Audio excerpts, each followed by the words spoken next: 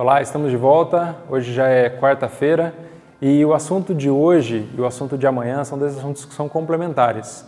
Nós tratamos sobre o amor e a ira, condenação e misericórdia.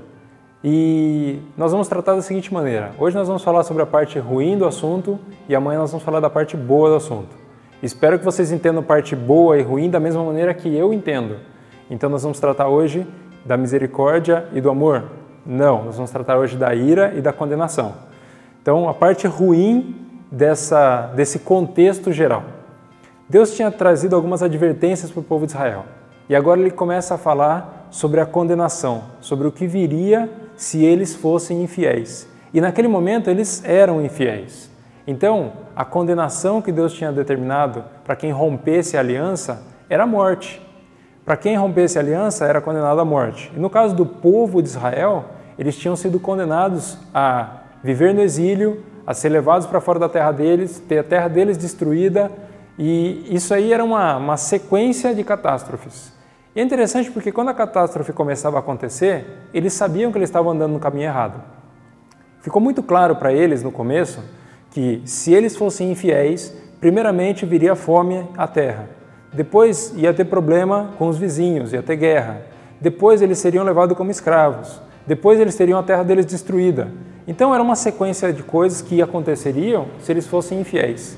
E quando começava essa sequência, eles sabiam que eles eram infiéis. Mas infelizmente, eles eram muito lentos em entender que eles precisavam voltar para Deus. Então a condenação vinha em sequência. E muitas vezes eles foram até o extremo. Nós temos exemplos quando eles foram escravos na Síria, quando eles foram escravos no Egito, quando eles foram escravos da Babilônia.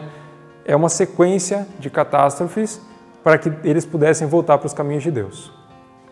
E é interessante porque, assim, tudo que nós vemos na história do povo de Israel tem uma aplicação na nossa vida. E, aliás, se você estudar a Bíblia e não aplicar na tua vida, é inútil, porque é um livro histórico muito interessante, mas sem aplicação na tua vida pessoal, é inútil. Será que alguma vez não aconteceu alguma coisa na tua vida para te puxar de volta para o caminho?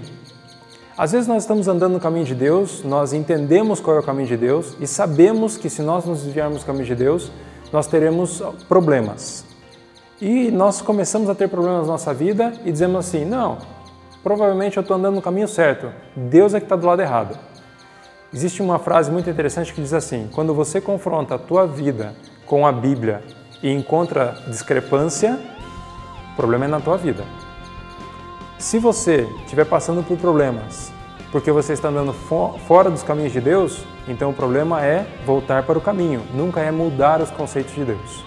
Mas amanhã a gente vai ver como pode ser corrigido esse problema e como Deus usou de misericórdia e amor para com seu povo. Até amanhã.